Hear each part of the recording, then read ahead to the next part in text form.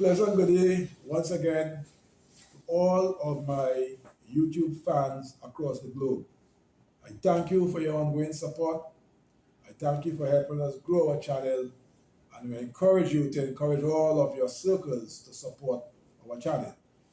So once again, I greet you in our customary way.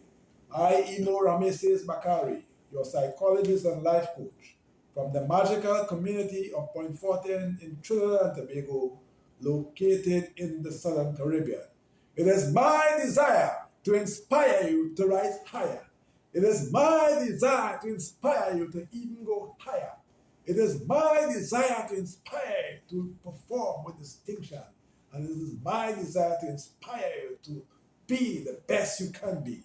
And this will be done through counseling, through coaching, through writing, through public speaking, through feature speaking, and through community development. Because after all, you are deserving of becoming the best possible version of yourself. So the motivational word for today: democracy must be determined by the people of any community, any state, or any organization. They must be the key architects in determining their democracy. Citizens must be the ones who have the real say in determining the democracy. And the reason why I have suggested that motivational word for you to ponder on, when we look at what is happening around the world, and when we reference Africa, and the topic for today is, why is there a Francophone Africa? Now just imagine a continent called Africa that is made up of a number of countries. 54, 55 countries make up Africa. And interestingly, we have Francophone, we have Anglophone, and all different other types of phones to describe Africa. As those who have followed events will know, Africa was divided up in 1884 by European powers in their Berlin Conference. So the French took a section, the British took a section, the Spanish took a section. I mean, when you think of the different sections, in the context of Trinidad, we think of Carnival, the different sections. But on a more serious note, Africa is a divided place. And the reason why they talk about a Francophone and Anglophone Africa, it all ebbed from that decision. It all ebbed from the whole process of colonialization, which is still fully in place. So, interestingly, Africa represents the region in the world where there are the most French-speaking citizens. Not France, in Africa. And this is because of the role that France has played in colonizing many African states. And their presence is still strong, although now seriously challenged. So many of these states who are tied in the past and who are still tied in the current in terms of currency arrangements and other such arrangements are not really developing as they should. So within recent times, we have had a whole uproar in terms of the challenge to the control, as evidenced in events in Niger, Mali, and Burkina Faso. So when we look at other factors, the currency of those countries are not their currency, all right? It is termed the SAFA, and it is tied to the euro. And 1 euro is equivalent to 655.95 SAFA or CFA, all right, which allows direct conversion to the French treasury. It sounds very nice. The SAFA is also used outside the French region of Africa, in West Africa, through the West African Union, the UEMOA, from a treaty signed in 1994. But we all know that arrangement certainly has not worked in the best interest of the development of Africa.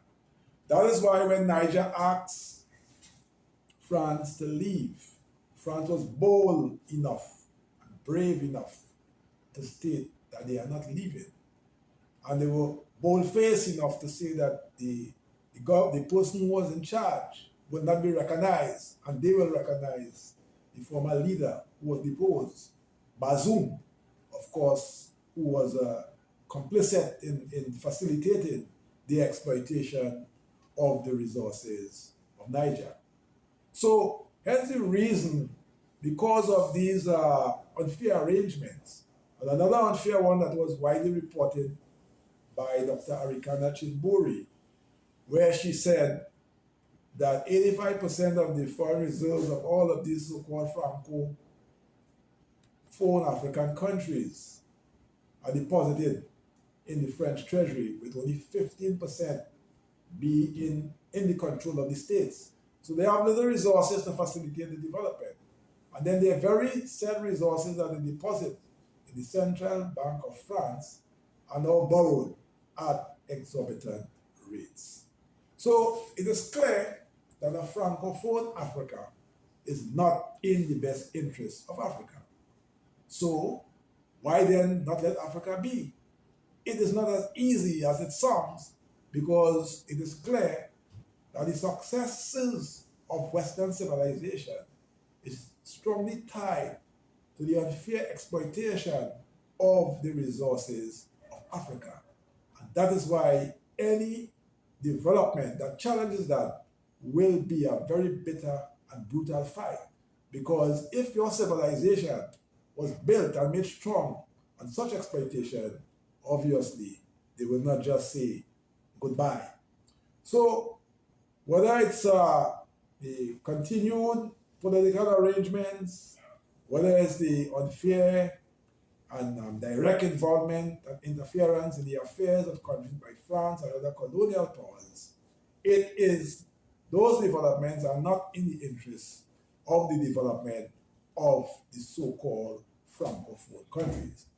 So the development in Niger, Mali, and Burkina Faso, those developments are indeed very interesting developments, because it constitutes a direct threat to their